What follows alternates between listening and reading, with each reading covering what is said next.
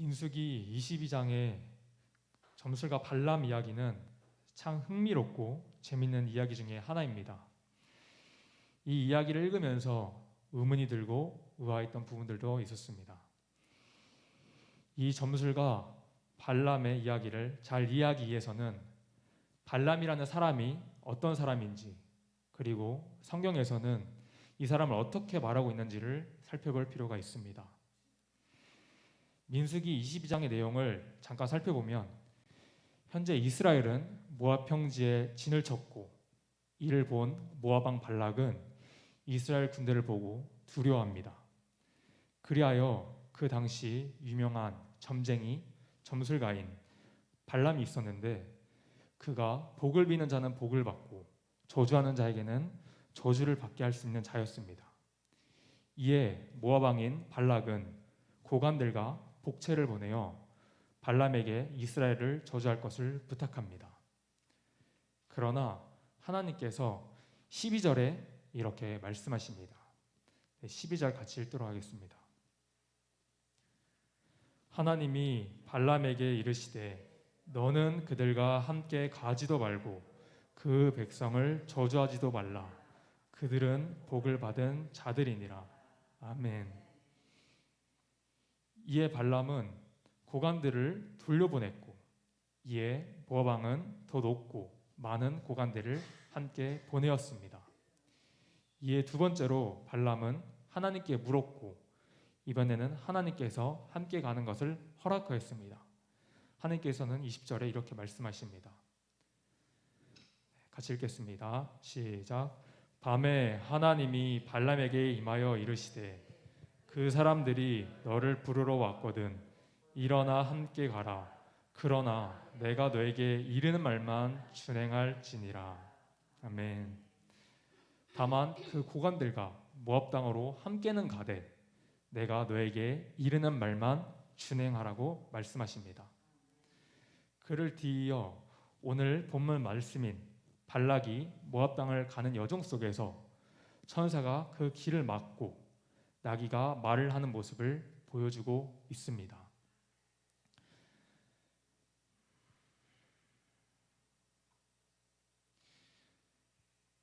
다시 한번 간단하게 오늘 읽은 본문 말씀을 이야기식으로 다시 한번 정리하겠습니다.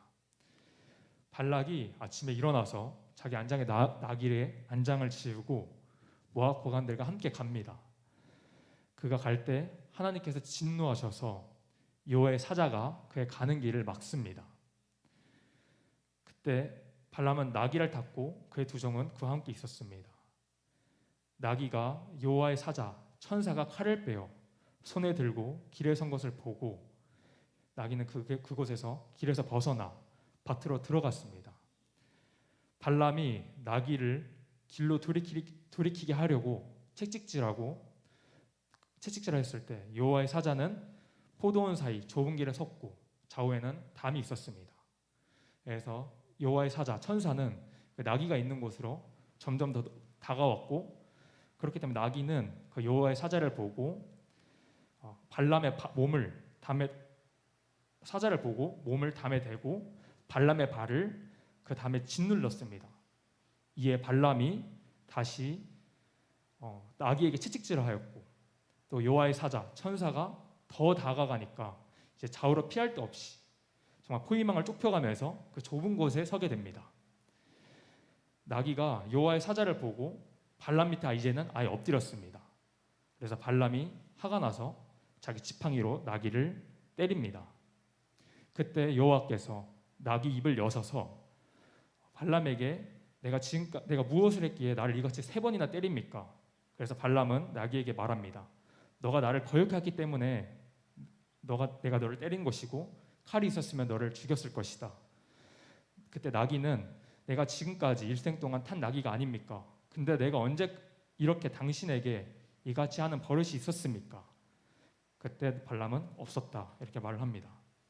그때서야 여호와께서 발람의 눈을 밝히셔서 여호와의 사자 천사가 손에 칼을 빼들고 있는 것을 보게 됩니다.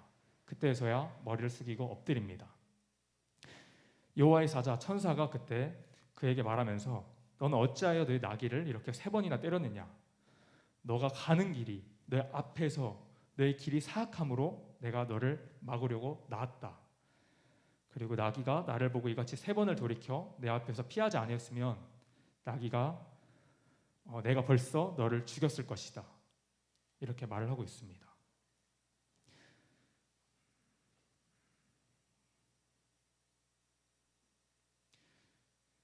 민수기 저는 이제 이 말씀을 묵상하면서 특히 민수기 22장 20절에 하나님께서 의문이 들었던 말씀은 22절 말씀인데 22절 말씀에 그가 감으로 말미암아 하나님이 진노하셨다 이렇게 말씀하고 계십니다.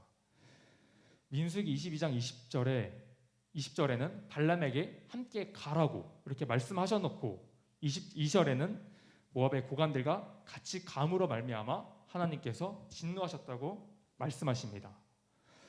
언제는 가라고 하셨는데 왜 갑자기 이런 반응을 보이시는 걸까 하는 의문이 들었습니다. 제가 이 말씀을 묵상하고 또 설교를 준비하면서 하나님은 이미 발람의 그 마음의 중심, 마음과 생각을 아셨다는 사실을 알게 되었습니다. 이방의 점술가였던 발람은 여호와 하나님을 알고 두려워하는 마음도 있었지만 또 다른 마음 한켠에는 탐심, 탐욕이 있었습니다. 첫 번째는 모압 왕인 발락이 첫 번째로 모압 고관들을 발람에게 보냈을 때는 그냥 발람이 돌려보냈지만 두 번째로 더 높고 더 많은 고관들을 발람에게 보냈을 때는 그의 마음이 약간은 주저하는 듯한 말씀 구절을 볼 수 있습니다. 18절에서 19절을 보면 집에 가득한 은금을 내게 줄지라도 내가 능히 여호와 내 하나님의 말씀을 어겨 덜하거나 더하지 못하겠노라. 그 다음 19절에 그런즉 이제 너희도 이 밤에 여기서 유숙하라. 여호와께서 내게 무슨 말씀을 더하시는지 알아보리라. 처음에 은금을 내게 줄지라도 내가 하나님 말씀을 어겨서 덜하거나 더하지 못하겠다 이렇게 말을 해놓고 19절에 이어서는 그런즉 그래도 일단 밤에 그런즉 이제 밤에 너희도 이곳에 유숙해라. 혹시나 하나님께서 내게 무슨 말씀을 더하시는지 알아보겠다 이렇게 말씀합니다. 이미 12절에서 하나님의 뜻을 이미 알았음에도 일단 오늘 밤은 여기서 유숙하고 그래도 혹시 모르니까 여호와 하나님께서 무슨 말씀을 더 하시는지 알아는 볼게 라는 뉘앙스를 풍깁니다. 이미 하나님께서는 12절에 이스라엘은 하나님께 복을 받은 자들이고 그들은 건들지 말라고 하나님의 뜻을 확실하게 이미 발람에게 말씀하셨습니다. 그러나 두 번째 온 고관들의 제안에 발람은 솔직히 마음이 흔들렸을 것입니다. 이스라엘만 저주한다면 너에게 명예를 주고 또 너를 심히 존귀하게 하여서 무엇이든지 구하는 것은 요구대로 다 들어주겠다는 마치 백지수표를 제안한 거나 마찬가지였습니다. 백지수표와 같은 것을 제안하면서 내가 말한 대로 다 들어주겠다고 이렇게 요구하는데 솔직히 솔깃한 제안이 아닐 수 없습니다. 발람의 마음 한켠에는 이미 그 제안으로 인해 탐심, 탐욕이 있었고 하나님의 뜻과는 상관없이 가게 될 것을 하나님은 이미 아셨습니다. 그 이후에 나오는 23장과 24장을 말씀을 보면 점술가 발람은 모압 땅에 도착해서 하나님의 말씀을 따라 발락왕의 요구에도 단호하게 거절하며 이스라엘을 저주하기는커녕 오히려 축복했습니다. 여기까지만 보면 당장은 하나님 말씀을 잘 진행한 것처럼 보입니다. 그러나 나중에 보면 발람은 결국 자기가 하고 싶은 일을 기어코 하고 맙니다. 당시 발람이 악을 행하는 가정에 대한 내용은 성경에 기록되어 있지 않지만 그 결과는 나와 있습니다. 민수기 31장 16절 다 같이 읽도록 하겠습니다. 시작. 보라, 이들이 발람의 꾀를 따라 이스라엘 자손을 부월의 사건에서 여호와 앞에 범죄하게 하여 여호와의 회중 가운데 연병이 일어나게 하였느니라. 아멘. 이어서 요한계시록 2장 14절 말씀도 같이 읽도록 하겠습니다. 그러나 내게 두어 가지 책망할 것이 있나니 거기 내게 발람의 교훈을 지키는 자들이 있도다. 발람이 발락을 가르쳐 이스라엘 자손 앞에 걸림돌을 놓아 우상의 제물을 먹게 하였고 또 행음하게 하였느니라. 아멘. 민수기 25장을 보면 이스라엘 백성이 모압 여인들과 음행하고 이방신에게 우상 숭배하고 절하는 부활의 사건으로 말미암아 이스라엘 가운데 연병이 일어나는데 이때 원인 제공자가 바로 발람의 깨로 인한 것입니다. 방금 민수기와 요한계시록을 읽었던 것처럼 이 모든 말씀이 하나님께서는 앞으로 이 일을 다 아셨기 때문에 발람에게 분명히 내가 너에게 이르는 말만 준행하라고 말씀하셨지만 이를 결국엔 어겼을 것으로 추측할 수 있습니다. 요한계시록에서도 볼 수 있듯이 발람이 발락을 가르쳐 이스라엘 자손 앞에 걸림돌을 놓아 우상의 제물을 먹게 하였고 또 행음하게 하였다라는 구절을 통해 발람은 모압 왕인 발락에게 결국 이스라엘을 타락하게 만들 방법을 알려주었습니다. 그 이후에도 성경에서는 발람의 죄가 무엇인지 밝히고 있는데 발람은 칼날로 죽임을 당해도 부족할 정도로 악했습니다. 베드로후서를 같이 읽겠습니다. 베드로후서 2장 15절과 16절 말씀입니다. 그들이 바른 길을 떠나 미혹되어 부올의 아들 발람의 길을 따르는도다. 그는 불의의 싹을 사랑하다가 자기의 불법으로 말미암아 책망을 받되 말하지 못하는 나귀가 사람의 소리로 말하여 이 선지자의 미친 행동을 저지하였느니라. 아멘. 발람은 불의의 싹을 사랑하는 자였고 자기의 불법으로 말미암아 책망을 받았다고 기록되어 있습니다.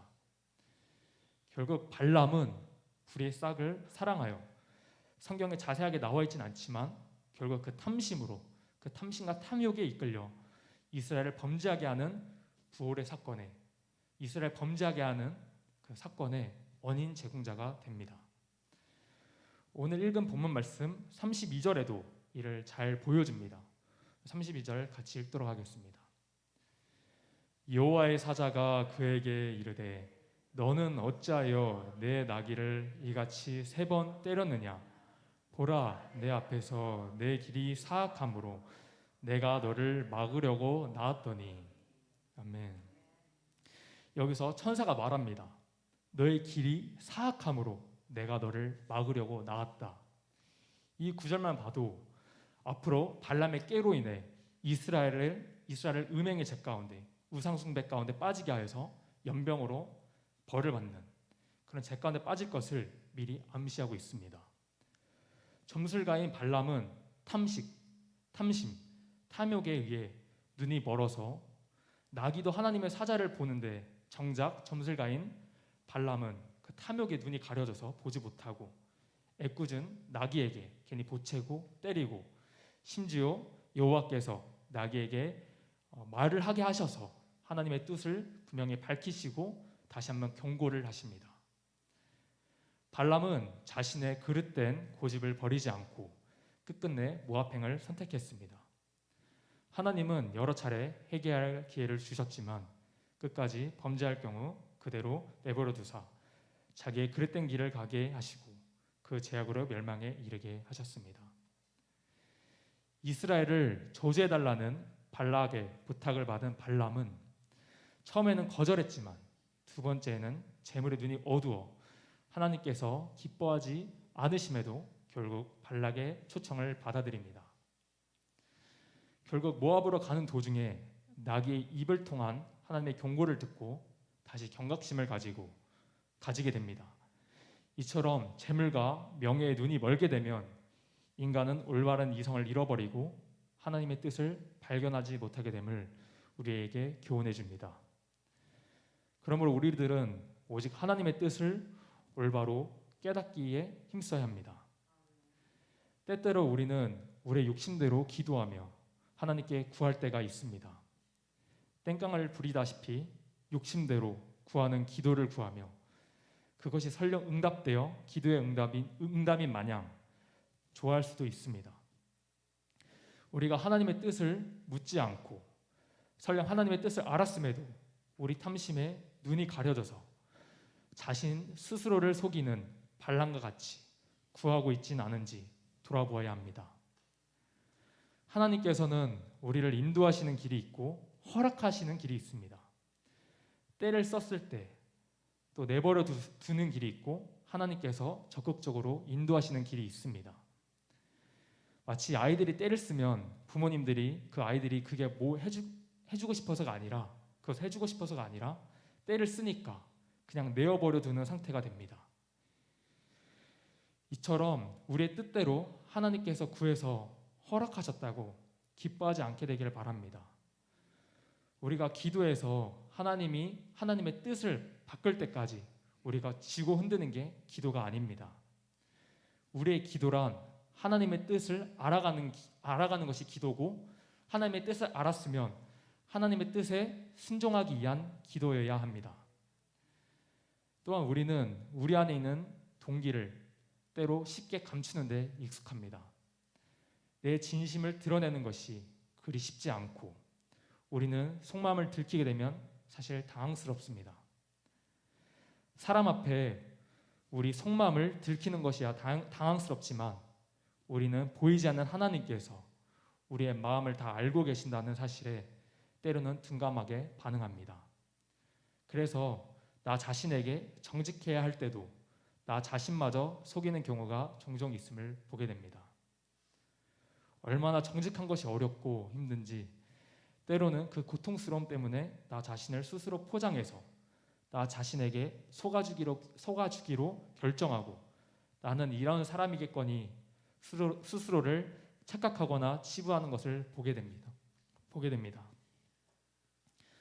우리는 발람 이야기를 통해서 이 발람이라는 사람 안에 있는 탐심과 욕망이 어떻게 꿈틀대는지를 볼 수 있었습니다.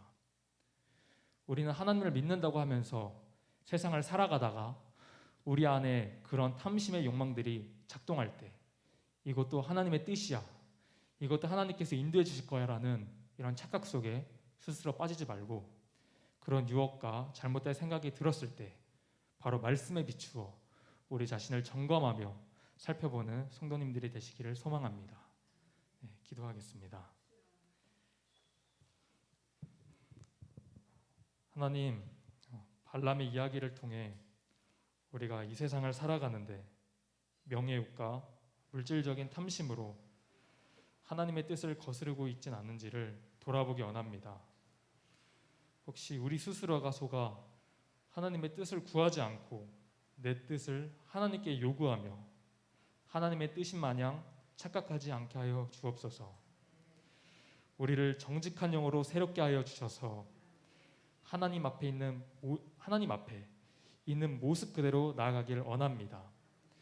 우리의 잘못된 모습들이 있다면 우리 자신의 모습을 돌아볼 수 있는 눈과 귀를 열어주시고 회개할 것들이 있다면 속히 돌이킬 수 있도록 도와주시옵소서. 우리에게 주어진 것에 자족하며 감사할 수 있는 마음을 허락하여 주사 범사에 늘 주님을 인정하며 감사로 제사 드리는 예배자가 되게 하여 주옵소서. 예수님의 이름으로 기도드립니다. 아멘.